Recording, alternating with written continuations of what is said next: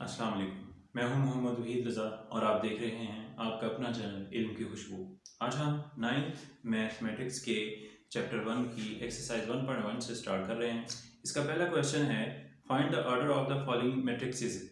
तो order find out करने के लिए हमें सबसे पहले जानना पड़ेगा कि उसके अंदर रॉ और कॉलम्स क्या चीज़ होती हैं। तो लेट्स सपोज ये एक मैट्रिक्स है।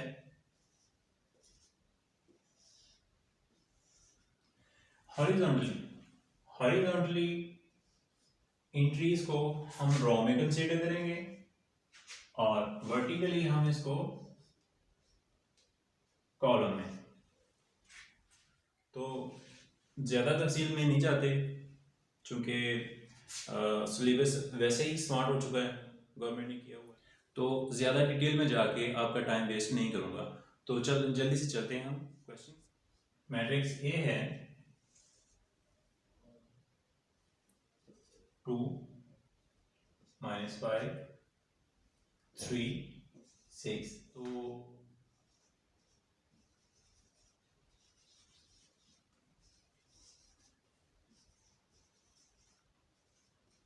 इसमें रॉज कितनी में 1 एंड 2 रॉज है। अब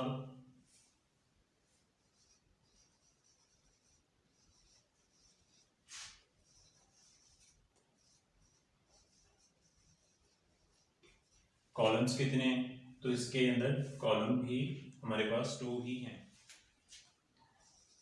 order of the matrix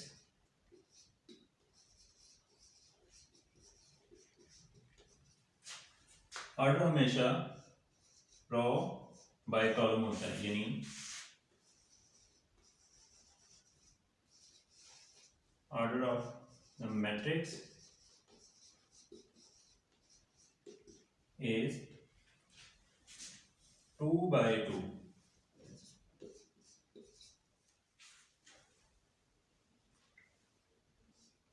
B is equal to B matrix है हमारे पास 2 3 0 5। नंबर ऑफ रॉ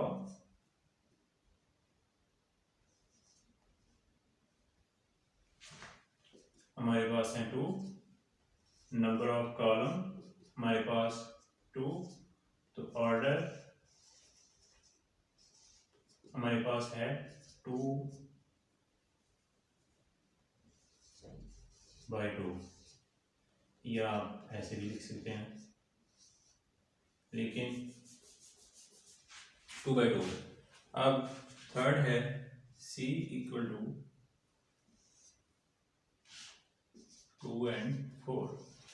तो number of raw 2, number of raw 1, number of column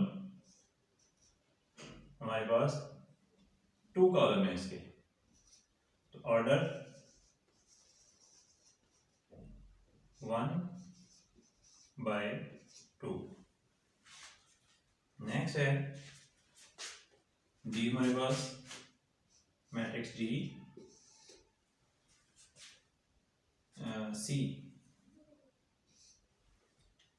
C तो हो गया, डी 4 0 6। अब नंबर ऑफ रॉ 1 2 1 2 3 रॉज हैं और 1 कॉलम है। Order 3 by 1। Matrix C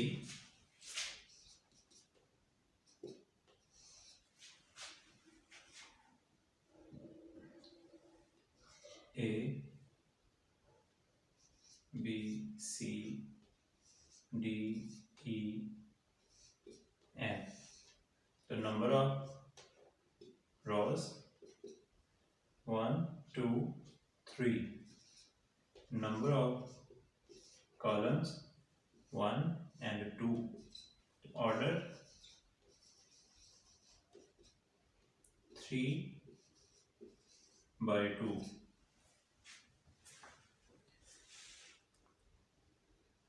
F हमारे पास है, मैट्रिक्स है हमारे पास ये है। तो नंबर ऑफ रॉज, तो ये सिंगल एंट्री है तो एक ही रो है, और नंबर ऑफ कॉलम भी 1 ही है। तो ऑर्डर हमारे पास आ गया 1/1।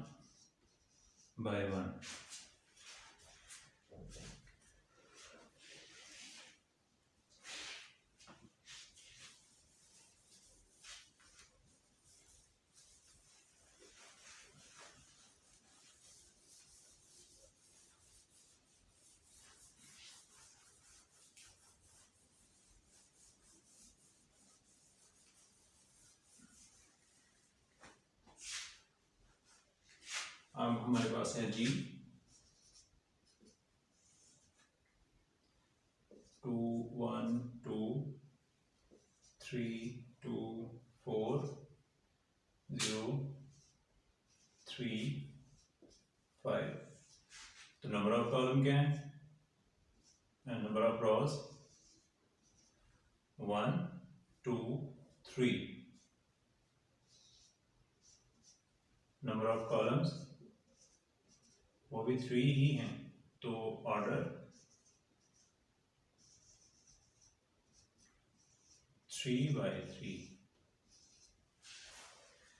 लास्ट वन है जी पार्ट इसका एज, मैट्रिक्स है हमारे पास 2 3 4।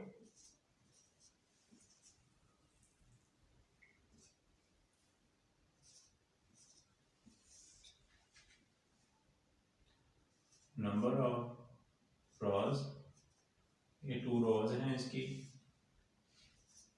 नंबर ऑफ कॉलम, तो 3 कॉलम है हमारे पास इसके। तो ऑर्डर आ गया इसका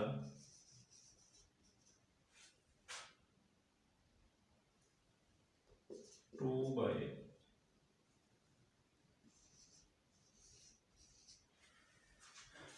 तो क्वेश्चन 1 आपका कंप्लीट हुआ। सेकंड क्वेश्चन है हमारे पास, इसमें है which of the following matrices are equal. तो हम देखते हैं इसके अंदर उन्होंने A B C D E F G H I J यहाँ तक इन्होंने मैट्रिक्सेस दिए हुए हैं। अब इनमें से जो सेम है, जो इक्वल हैं, वो हमने फाइंड आउट करने हैं। तो इसके अंदर सबसे पहले ए है,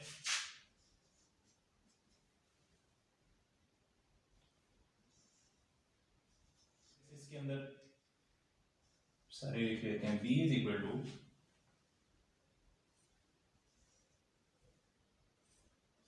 3 5, C is equal to 5 minus 2 and D हमारे पास है 5 and 3। E हमारे पास 4 0 6 2। F है 2 and 6।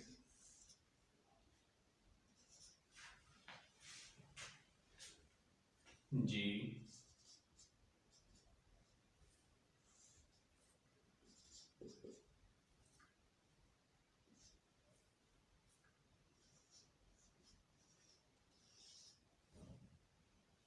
H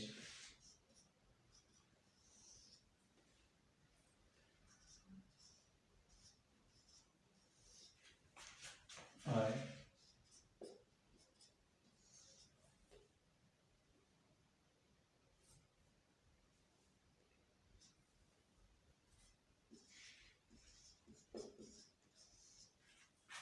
J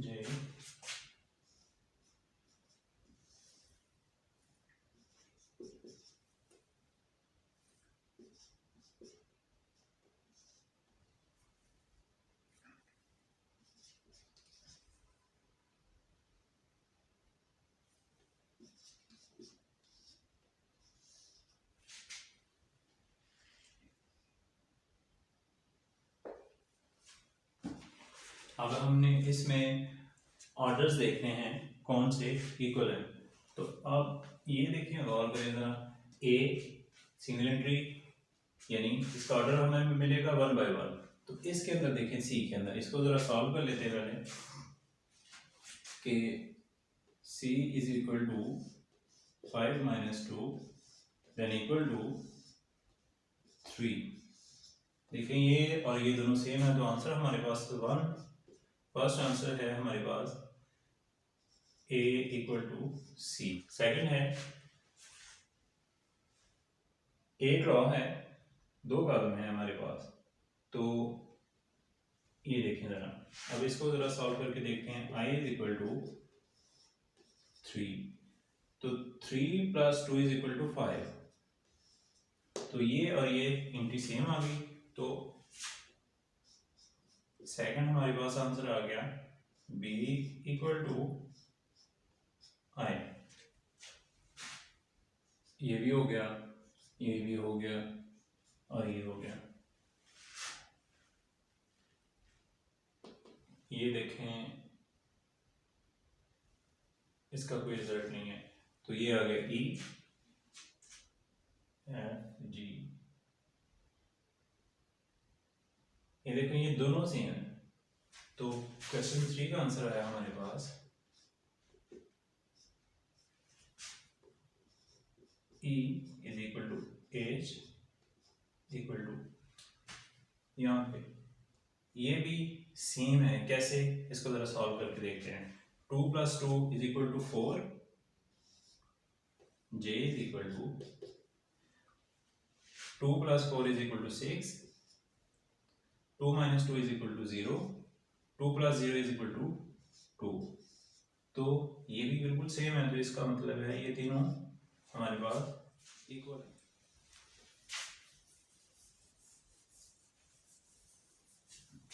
fourth answer हमारा है क्वेश्चन 4 है, f है हमारे पास 2 एंड 6। तो ये देखिए जरा, इसको देखते हैं पहले। g is equal to 3 minus 1 is equal to 2, 3 plus 3 is equal to 6। तो ये और ये दोनों सेम है, तो इसका मतलब ये है कि फोर्थ आंसर हमारे पास है f इक्वल टू जी। अब हमने देखा ये भी हमने कर लिया, ये भी हो गया, ये भी हो गया, ये भी हो गया, ये भी हो गया। तो ये हमारे पास अकेला बाकी बच गया।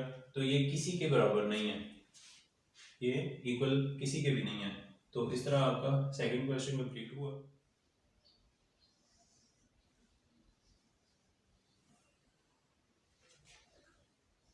a प्लस c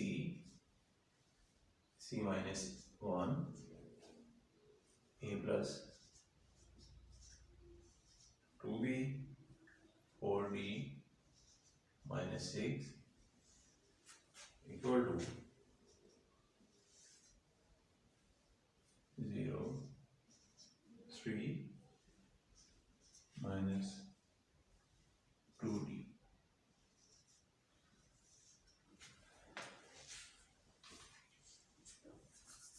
अब देखें मैट्रिक्स का सबसे पहली एंट्री ये है, तो ये दोनों इक्वल आ रही हैं।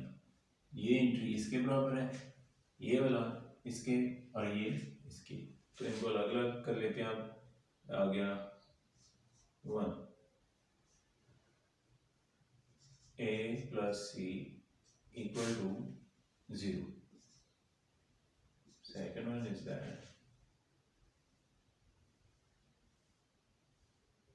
c माइनस 1 इक्वल है 3 के, और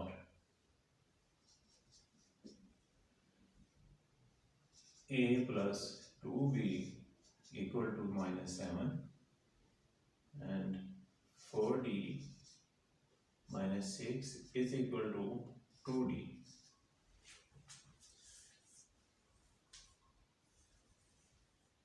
सबसे पहले हम ये लेते हैं वैल्यू फ्रॉम 2,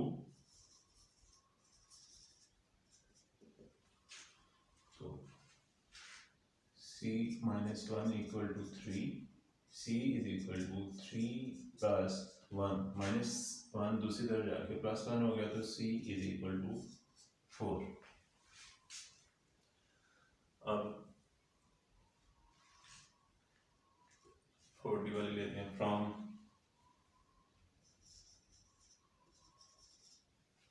तो ये हमारे पास आ गई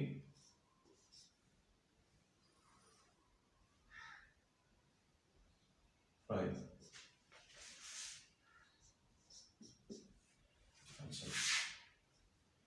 from 4d minus 6 equal to 2d। Minus 6 को दूसरी तरफ लेके जाते हैं और 2d को लेफ्ट साइड पे लेके आते हैं तो 4d 2d प्लस में है तो लेफ्ट साइड पे आके माइनस 2d हो गया और माइनस 6 दूसरी तरफ जाके प्लस हो गया।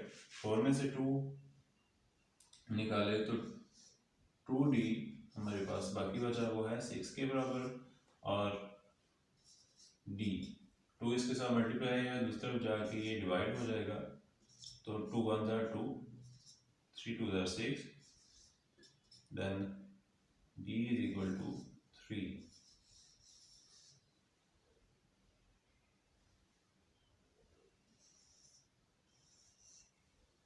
हमारे पास 6। अब हमने c की और 4 की वैल्यूज को फाइंड आउट कर लिया। अब a plus 2b and a plus c इनके अंदर हमने इनकी वैल्यूज को ऐड करना है। तो पहले लेते हैं फ्रॉम इक्वेशन 1। इक्वेशन 1 हमारे पास आ गई a plus c equal to 0। अब c की वैल्यू हमारे पास है 4 तो आ गया a plus 4 इक्वल टू 0 तो a इज इक्वल टू -4 ये आ गया। अब a की वैल्यू हमारे पास है, c की वैल्यू हमारे पास है तो d की वैल्यू भी हमारे पास है। अब हमने b की वैल्यू फाइंड आउट करनी है तो ये वाली लेते हैं फ्रॉम इक्वेशन।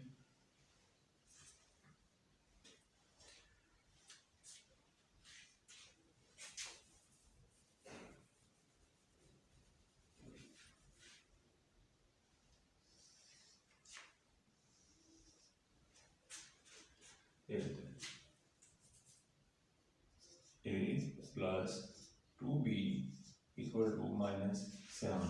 अब a की वैल्यू हमने फाइंड आउट की है -4 प्लस 2b इक्वल टू -7। -4 दूसरी तरफ चल जाता है तो ये 2b इक्वल टू -7 -4 दूसरी तरफ जाके +4 हो गया तो 2b इक्वल टू -3 रह गया। ये 2 इधर मल्टीप्लाई है तो दूसरी तरफ जाके डिवाइड हो जाएगा तो -3 equal to b is equal to -3/2। तो हमारे पास आ गया a आंसर। यहाँ पे लिखते हैं जगह नीचे ना आए फिर।